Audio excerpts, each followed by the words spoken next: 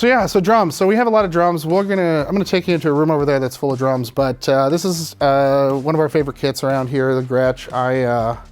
We have a bunch of sizes. We've got 3 kick drums for this. I think we've got 5 or 6 toms. It's like a mid-2000s Gretsch kit. Records amazing. Mic'd up with a lot of fun stuff that I like to use quite often.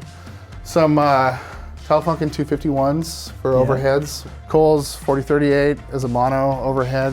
Fantastic. Lives there pretty often. SM7 on hat. Respect. Yeah, a little chunky, crunchy sort of thing going on. Yep. DPA toms. I got my little snare drum rig there. Big fan of a mix of new and I like old. that rig. So DPA 2011 and one of the new Shure 545s. Is this a D19 version of a thing? It's a EV-PL5. It's an omnidirectional dynamic microphone. It's a weird microphone a friend of mine gave to me years ago. He used to use it to tune acoustic guitars with. And it's something that you would have seen in the ceilings of studios as talkback microphones and stuff. Yeah. And so I normally leave that in that zone and then smash it with something over there. So that, or the Cole sometimes wanders over there, something that kind of gets a little bit, you know, interesting sounding. And then this is my baby right here. The R88. Is this the R88A or R88?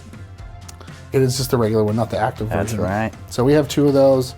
So that, I love it in front of a drum kit. To me, that is like the ultimate picture of a drum kit in front of that, if I can put it in place there. It's also an amazing overhead microphone too. I do that sometimes over top too, just for fun. Dude. And it's just like a great picture. The stereo width on it's super awesome. If you have a drum kit with a bunch of toms, it's really cool too, because the way it just paints that picture is so awesome. So yeah, one of my favorite microphones. I mean, try and use it as much as I can, but it usually lives in this zone. So couple, you know, we have every kick drum mic you could ever imagine. I'm a huge fan of the D12E, old school. D12 and a FET 47, man. Yeah, should sound like a kick drum. If not, you're doing something wrong. Yeah, that's like the best, one of the best combos right there. Yeah, the tom mics are sort of another sort of interesting thing I've been doing lately. DPA 4011s. They sort of pride themselves on having amazing off-axis response. So like being next to a cymbal, they don't sound terrible. Like a 421 gets that gross sort of cymbal bleed. They're super tight, and then they also just sound huge. So we use a lot of their mics.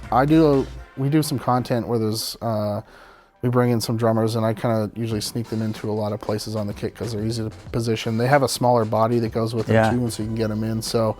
And they're like totally modular, right? Like everything goes on everything. Like the 2011 on the snare, I can take that capsule off and put it on that body. That body can go on those capsules. Yeah. You know, the 4099s are all modular too with a different connector, but everything kind of connects, and you can add cables, you can add adapters. That's right. So it's pretty cool. We have a bunch of their parts and we use them quite often. The capsules, they have different. They have Omni, they have wide cardioid, and a bunch of stuff. So